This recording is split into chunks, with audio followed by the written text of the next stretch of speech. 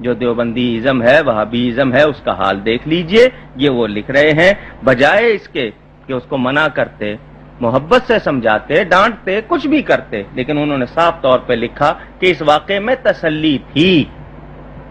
اگر یہی بات اگر کسی اور سے نکلتی تو دیوبند سے ایسے ایسے فتوے چلتے کہ اس میں آپ دیکھتے رہ جاتے.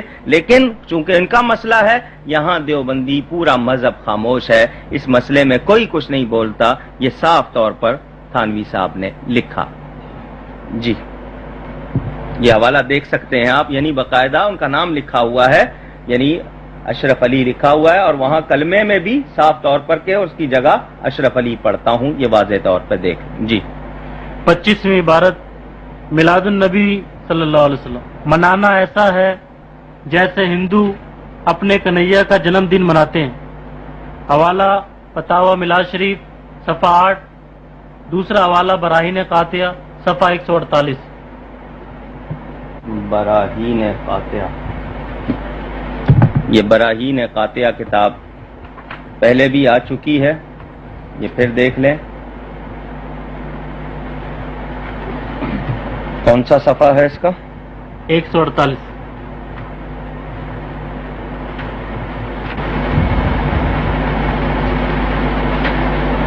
یہ لیجئے جی، صفحہ 148 148. یہ صاف طور پر اس میں لکھتے ہیں اب ہر روز کون سی ولادت مقرر ہوتی ہے، یعنی حضور صلی اللہ علیہ وسلم کی ولادت ایک مرتبہ ہو گئی، ہر سال تو نہیں ہوتی، ہر روز تو نہیں ہوتی. پس یہ ہر روز اعادہ ولادت، یعنی جو لوگ میلاد مناتے ہیں، یہ لکھتے ہیں ہر روز اعادہ ولادت کا تو مثل حنوط کے سانگ کنیا کی ولادت کا ہر سال کرتے ہیں.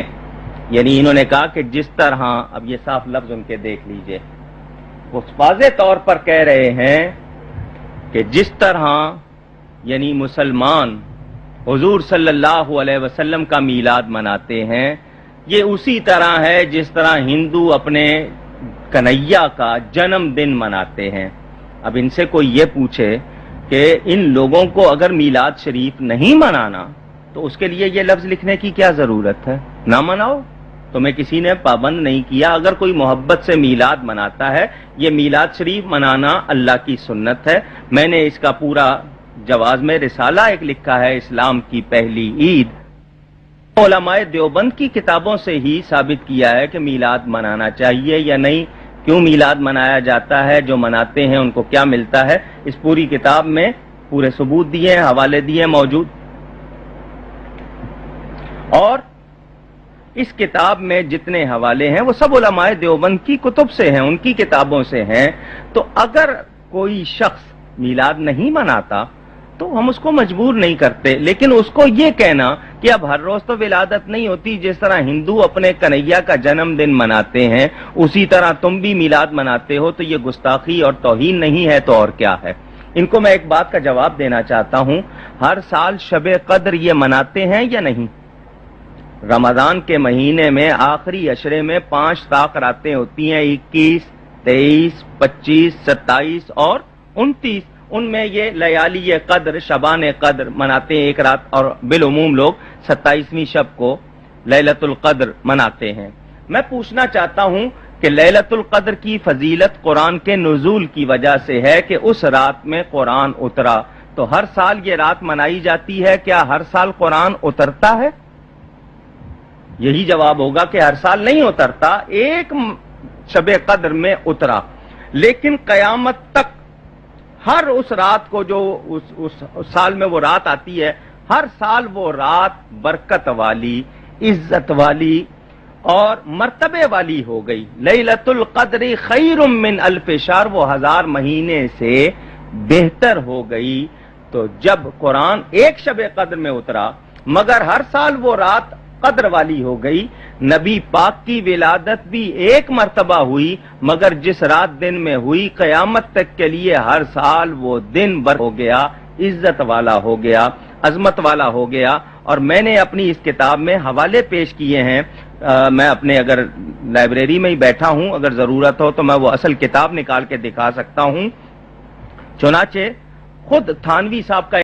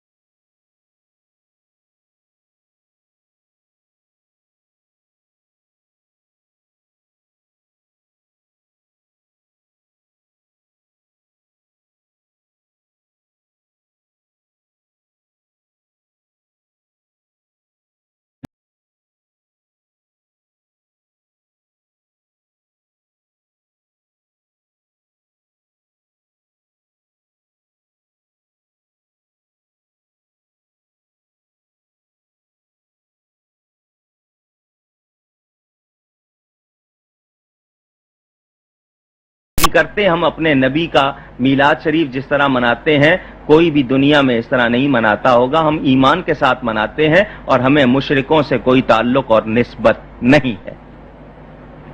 جی. عبارت 26. حضور اکرم صلی اللہ علیہ وسلم اور دجال دونوں بذات حیات سے متصف ہیں. جو خصوصیت نبی کریم صلی اللہ علیہ وسلم کی ہے وہی دجال کی ہے. حوالہ کتاب آب حیات صفحہ 169. آب حیات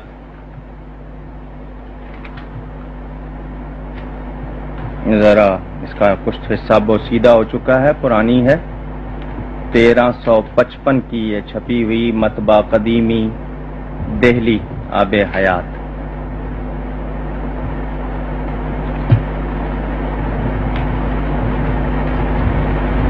(1936) اور 1355 کی چھپی ہوئی آب حیات محمد قاسم صاحب نانوتوی کی کتاب ہے. اس کا یہ پہلا صفحہ بوسیدہ ہو چکا میرے پاس، اس لیے میں نے اس کو یہ کاغذ چڑھا دیا. صفحہ نمبر 169 169. یہ دیکھیے لکھتے ہیں جیسے رسول اللہ سلام لکھا ہے، پھر صلی اللہ علیہ وسلم بوجہ مشائیت ارواح مومنین جس کی تحقیق سے ہم فارغ ہو چکے ہیں، متصف بحیات بالذات ہوئے، ایسے ہی دجال بھی بوجہ مشائیت ارواح کفار جس کی طرف ہم اشارہ کر چکے ہیں، متصف بحیات بالذات ہوگا. یعنی حضور صلی اللہ علیہ وسلم کی جو خصوصیت ہے وہ اس خصوصیت کو دجال کے ساتھ انہوں نے وابستہ کیا کہ دجال کو بھی ایسی ہی خصوصیت حاصل ہوگی. حالانکہ نہیں معلوم کہ ایسے عالم کہلانے والے ایسی بات کیوں لکھ رہے ہیں کہ رسول اللہ صلی اللہ علیہ وسلم کو جو خصوصیت حاصل ہے ویسی ہی خصوصیت دجال کو دی جائے.